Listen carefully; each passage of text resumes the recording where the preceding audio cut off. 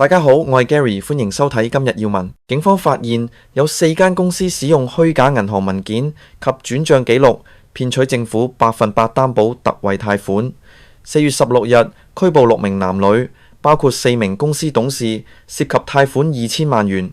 消息話，當中2間公司同網媒 Channel C 有關，涉款900萬蚊同埋300萬蚊，共有4人同此案有關被捕，當中包括2間公司、2名董事以及董事妻子。根據香港01報導，據知涉案人士取得貸款之後，短時間內即係提走現金或將部分貸款轉至佢嘅個人或者名下公司嘅銀行帳戶，以應付私人財困同埋個人得益，而非用作申請貸款時承諾嘅公司營運用途。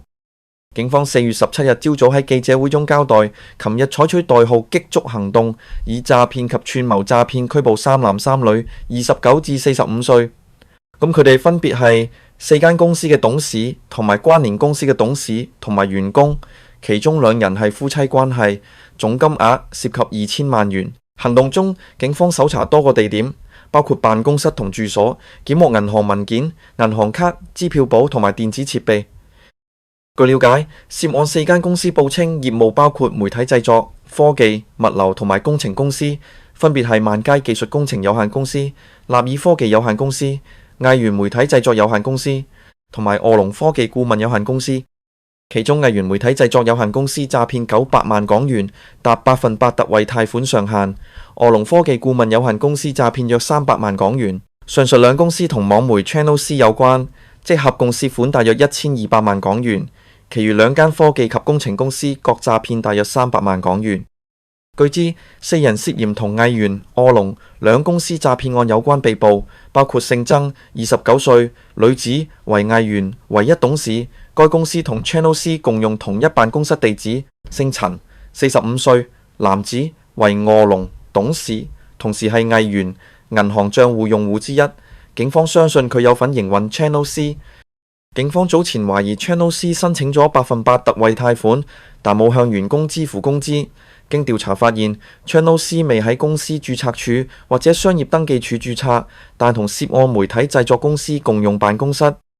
為咗符合100%特惠貸款資格，即係單月營業額要比前季度3個月嘅平均營業額下跌至少30%。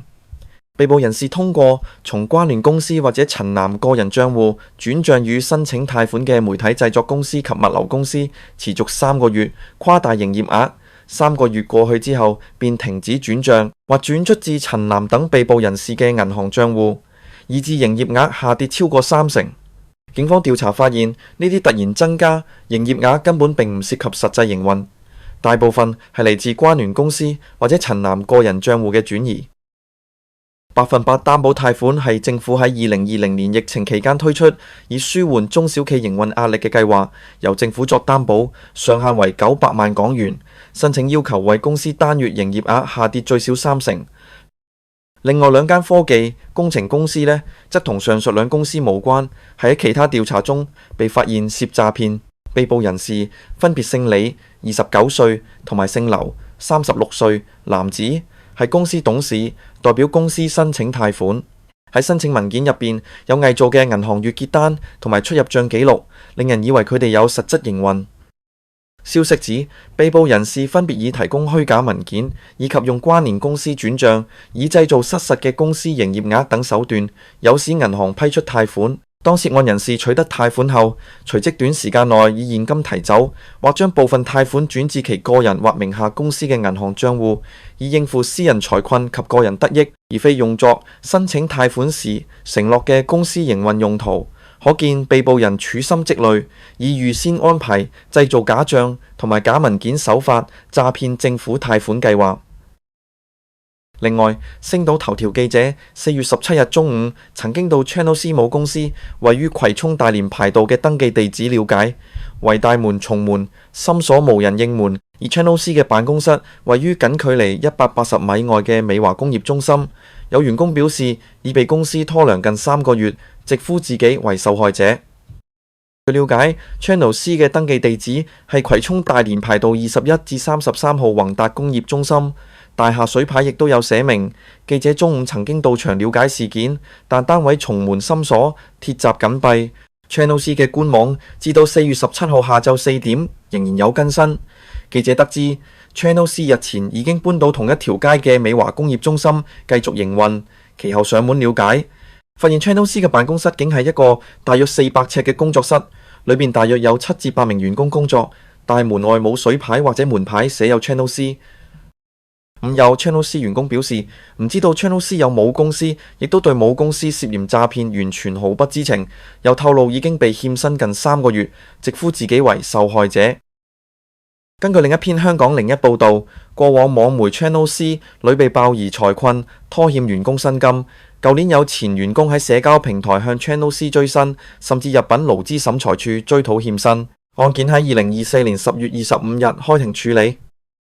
此個申索人為 Channel C 前員工萬嘉琪，被告分別為易創環球貿易有限公司同埋藝源媒體製作有限公司。根據申索書，萬指原告冇給予佢嘅有薪年假、2024年9月1日至到18日嘅薪金同埋代付雜費，追討15,269港元。時任 Channel C 老闆陳志恒今朝有到法庭，但佢開庭之前向書記話心臟不適欲離開。書記曾問係咪需召救護車，陳稱可自行到醫院。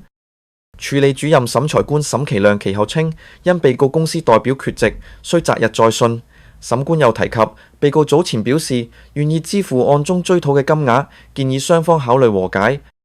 萬明賢唔願意和解，指被告拖糧至今已經1個月，指被告若果真有誠意，唔應該等到開庭前1日先至願還款，更加唔應該講大話向媒體否認拖糧。萬又話，不論被告賠償幾多金錢，佢仍然堅持要上庭解決事件，因佢認為被告作為 Channel C 嘅營運者，有需要面對自己嘅過錯同埋責任。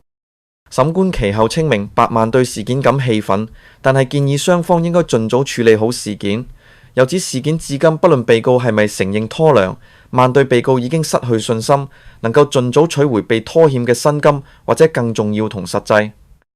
萬稱相比錢而言，佢更重視公平、公正同埋道德。指 Channel C 作為一間受多人追捧嘅網媒，若連其老闆陳志恒亦如此行事，係上梁不正下梁歪。咁萬反問，咁又點樣能夠做好新聞報導？萬令關注到陳志恒今以心臟不適為由缺席聆訊，法庭之後會唔會要求佢提供相關醫療證明？若果佢之後又用同一理由拖落去，法庭會如何處理？審官話會要求陳提供證明，又指法庭唔會容許案件一拖再拖，但係到時會如何處理，則因應情況。萬最後問到願意還款係咪代表佢承認拖糧？審官話要視乎萬在庭上面嘅講法。舉例子有啲事件中，被告或者為免麻煩願意還款，卻唔承認責任，案件中押後至2024年12月27日再處理。咁今集就嚟到呢度。如果中意呢條片嘅朋友，記得 CLS 三部曲 subscribe 同撳埋隔離嘅鐘仔，有新片推出嘅時候就會第一時間收到通知。我哋下條片再見，拜拜。